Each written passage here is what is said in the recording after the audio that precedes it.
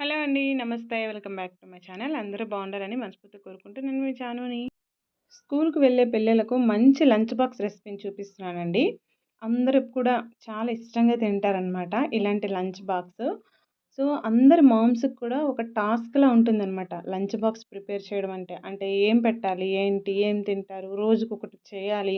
రోజు ఒకటే అయితే వాళ్ళకి బోర్ కొడుతుంది. చేసేటప్పుడు మనకి బోర్ కొడుతుంది. సో, అలా ఏమీ లేకుండా ఇలా గనక ప్లాన్ చేసుకుంటే బావుంటుంది.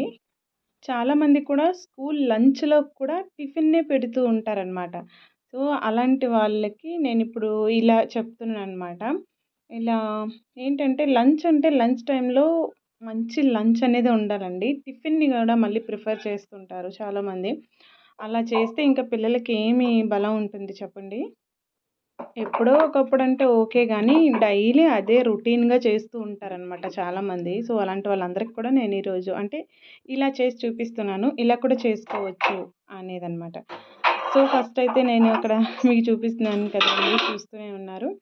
రైస్‌నైతే నానబెట్టేసాను ఒకవైపు. అండ్ ఇంకొక వైపు పప్పును కూడా పెట్టేసాను. నానబెట్టేసాను. ఈ 2 నానుతూ ఉన్నాయి. ఇంకా హాట్ వాటర్ తాగడానికని చెప్పేసి పెట్టాను. అలాగే పిల్లలకి బాటిల్స్ కూడా హాట్ వాటర్ పెట్టిస్తాననమాట. నార్మల్ గోరువెచ్చని నీరు. వాళ్ళెళ్ళేసరికి అవి చల్లగా అయిపోతాయి. అంటే గోరువెచ్చగుంటాయనమాట. నేనిక్కడ పప్పు, గోంగూర చేస్తున్నాను. పిల్లల లంచ్ బాక్స్‌లోకి. పప్పు, గోంగూర ఇంకా పాలక్ పకోడీ చేస్తున్నానండి. చాలా చాలా బావుంటుంది. ఆనియన్, పాలక్ పకోడీ. సూపర్ టేస్టీగా ఉంటుంది. ఇక్కడ గోరింటాకు చూస్తున్నారా? గోరింటాకు కాదు కోను అది. మా పిల్లలు పెట్టారనమాట. అమ్మ నేను పెడతానమ్మా, నీకు పెడతానమ్మా అని చెప్పి ఒకవైపు ఒకరు, ఒకవైపు పాప, ఇంకోవైపు బాబు అలా వాళ్ళిద్దరికి చేయిచ్చేసాను ఆ రోజు. మార్నింగ్ లంచ్ బాక్సెస్ తొందరగా తేలాలి అని అంటే గనక నైట్ కొన్ని ప్రిపరేషన్స్ అనేవి చేసుకోవాల్సి ఉంటుంది.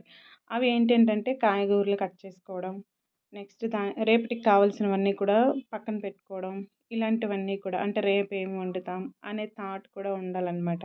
అలా చేసుకుంటే గనుక మనకి చాలా ఈజీ అవుతుందనమాట. ఇక్కడ నేను గోంగూర పప్పు అని అనుకున్నాను నైటే. అందుకని గోంగూరనైతే మంచిగా క్లీన్ చేసి పెట్టుకున్నాను. అంటే కడగలేదు. జస్ట్ అవి ఆకులన్నీ కూడా తీసేసి పక్కన పెట్టుకున్నాననమాట. ఆ తర్వాత పాలక్ పకోడీ అనుకున్నాను కదా! పాలకూరని కూడా మంచిగా వాటంతటిని కూడా క్లీన్ చేసి పక్కన పెట్టుకున్నా. ఇంకా మార్నింగ్ లేచి వాటిని మంచిగా కడిగేసి, కట్ చేసి మనం వాడుకోవచ్చు. టైం అనేది మనకి సేవ్ అవుతుందనమాట అక్కడ. మనం వంట స్టార్ట్ చేస్తాము అనే 15 నిమిషాలకి ముందే బియ్యాన్ని, పప్పు వండితే పప్పుని ఇలాంటి వాటన్నింటిని నానబెట్టుకుంటే తొందరగా ఉడుకుతాయి. అలాగే మనకి డైజెస్టివ్ ప్రాబ్లమ్ కూడా ఉండదనమాట. అంటే చాలామంది ఉంటారు కదా! పప్పు తింటే గ్యాస్ అవుద్ది. అండ్ రైస్ కూడా గ్యాస్ ఫార్మ్ అవుద్ది. ఇలాంటివన్నీ ఉంటాయి. వాటన్నింటిని నానబెట్టుకొని అన్నీ కూడా రెడీ చేసుకున్నప్పటికీ అది అయిపోతుంది కదా! సో, మనం మంచిగా అన్నీ రెడీ అయిపోయిన తర్వాత వంటని స్టార్ట్ చేసుకుంటే సరిపోతుంది. అక్కడ అన్నీ కూడా స్టార్ట్ చేసైతే వచ్చేసాను.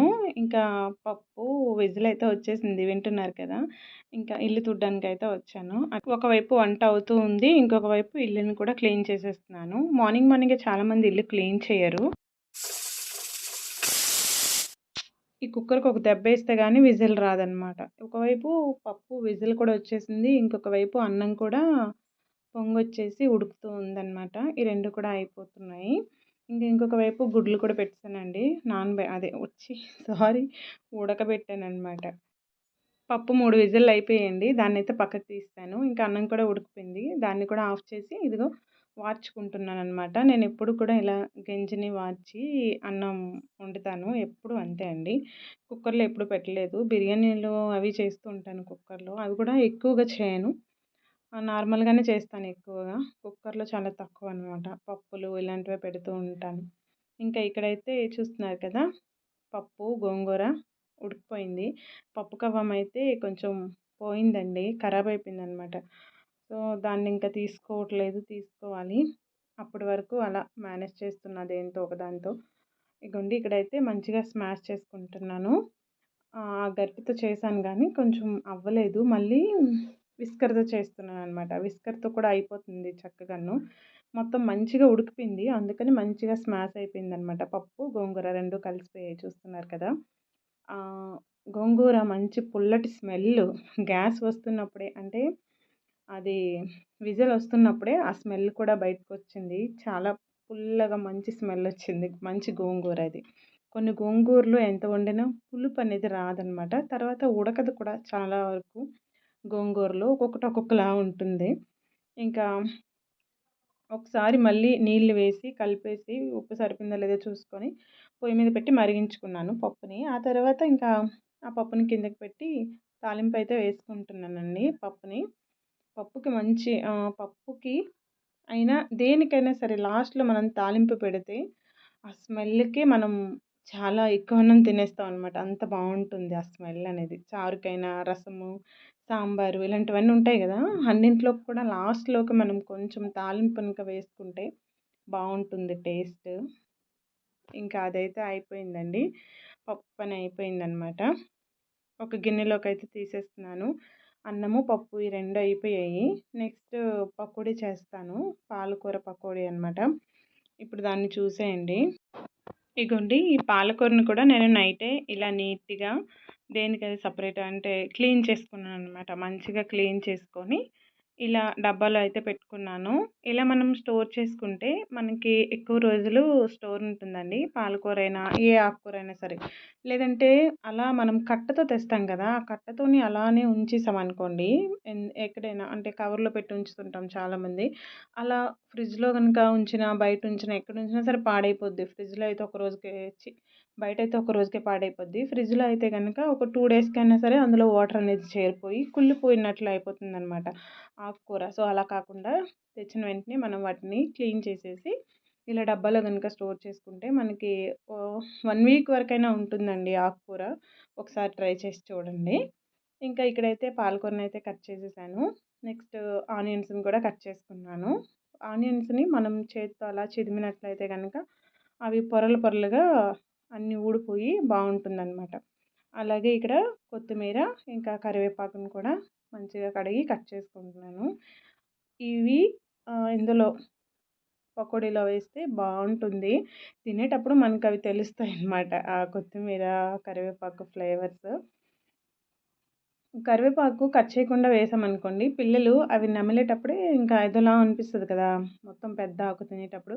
సో, దాన్నైతే తీసేస్తారు. అలా కాకుండా ఇలా చిన్న చిన్నగా కట్ చేసి వేసుకుంటే, మనం ఎంత తిన్నా సరే మనకేం అనిపించదనమాట. కరివేపాకు తింటున్నాము అన్న ఫీలింగ్ రాదనమాట. ఇంకా ఒక బౌల్‌లో ఆ పాలకూర, నెక్స్ట్ కొత్తిమీర, ఆనియన్స్, కరివేపాకు, అలాగే శనగపిండిని వేసుకున్నానండి. ఇక్కడ చూస్తున్నారు కదా గరిటె, దాంతో నేను 3 గరిటెల శనగపిండిని వేసుకున్నాను. అలాగే 1 కప్పు 1 స్ గరిటెలు బియ్యపు పిండిని వేసుకున్నాననమాట. ఆ తర్వాత అల్లం వెల్లుల్లి పేస్టు, ఇంకా ఉప్పు, కారం, పసుపు, అలాగే అజ్వైన్ అదే ఏమంటారు? వాము అండి. ఆ వాముని కూడా వేసుకున్నాను. మంచిగా నలిపి వేసుకోండి వాముని బావుంటుంది. ఇంకా కొంచెం జీలకర్ర పొడి, ధనియాల పొడి కూడా వేసుకోండి. అవన్నీ వేసుకున్న తర్వాత ఒక్కసారి నీళ్ళేమి వేయకుండా మంచిగా కలుపుకోండి ఒకసారి. ఎందుకంటే ఆనియన్స్ అండ్ ఆకుకూర కదా! అందులో వాటర్ అనేది ఉంటుంది. అందుకని. లేదు మీరు ముందే గనక వాటర్ ఏసేసారనుకోండి పుర్రు అయిపోతది. అంటే లూజ్ అయిపోతదనమాట. ఈ పకోడీలకి మనకి బావుండదప్పుడు బజ్జీల్లా వచ్చేస్తాయి. ఇంకా ఇదిగోండి ఇక్కడైతే కొంచెం కొంచెంగా వాటర్‌ని చిలకరించుకుంటూ పిండినైతే రెడీ చేసుకున్నాను. పక్కన పెట్టేసాను. ఇంకా ఇక్కడైతే పిల్లలకి టిఫిన్ చేస్తున్నానండి. టిఫిన్ ఏంటంటే ఉప్మా పిండి ఉంటుంది కదా! ఆ ఉప్మా పిండితో నేనిప్పుడు అదే బాలామృతం అండి. దాంతో నేను అట్లు చేసిస్తున్నాననమాట వాళ్ళకి. కొంచెం అంత పిండిని వేసుకొని, అందులో సాల్ట్ అనేది అస్సలుండదు. అందుకని పించ్ ఆఫ్ సాల్ట్ వేసుకొని, ఒక స్పూను షుగర్‌ని వేసుకున్నాను. షుగర్ ఆల్రెడీ ఉంటుంది. కానీ కొంచెం చప్పగే ఉంటుందండి. సరిపోదనమాట. షుగర్ వేయకపోతే వాళ్ళు తినరు. అందుకని ఇంకొక స్పూను షుగర్‌ని వేసి పెడుతున్నాను. ఒకవైపైతే పెనం పెట్టుకొని అట్లు వేస్తున్నాను. ఇంకొక వైపు కడాయి పెట్టుకొని, అందులో ఆయిల్ వేసుకొని పకోడీలు చేసుకుంటాను. 2 వైపులా 2 అయిపోతాయి. టైం అనేది సేవ్ అవుతుందనమాట. ఇదిగోండి ఒక దాంట్లో అయితే ఆయిల్ అనేది వేసేసాను. ఈ ఆయిల్ కొంచెం మంచిగా వేడెక్కనివ్వాలి. వేడెక్కిన తర్వాత పకోడీలు వేసుకుంటే బావుంటుంది. లేదంటే ఆయిల్ పీల్చేసినట్లు అయిపోతాయన్నమాట.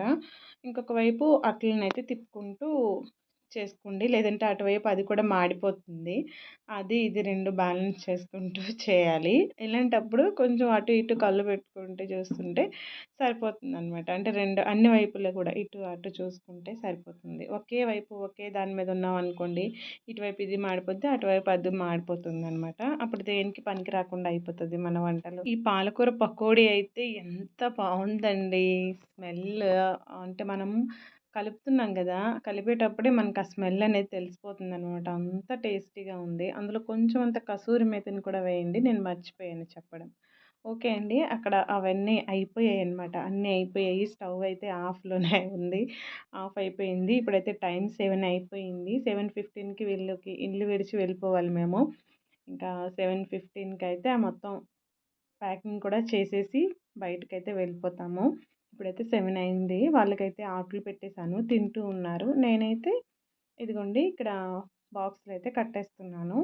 ఇలా వైట్ అన్నం పెట్టి, ఆ వైట్ అన్నం పైన పప్పుని వేసి చాలామంది కూడా పప్పు అన్నం పెడితే చప్పగా అయిపోతదని అంటారు.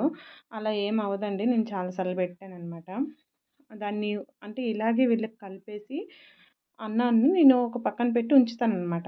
మనం మధ్యాహ్నం అన్నం తింటాం గదా! అప్పుడు దాన్ని తింటాననమాట. అప్పుడు టేస్ట్ చూస్తాను ఎలా ఉందా ఏంటా అని. బానే ఉంటదండి. చప్పగా ఏమి ఉండదు. ఎందుకంటే పప్పన్నం అంతా కలిపేస్తాం ఫస్టు.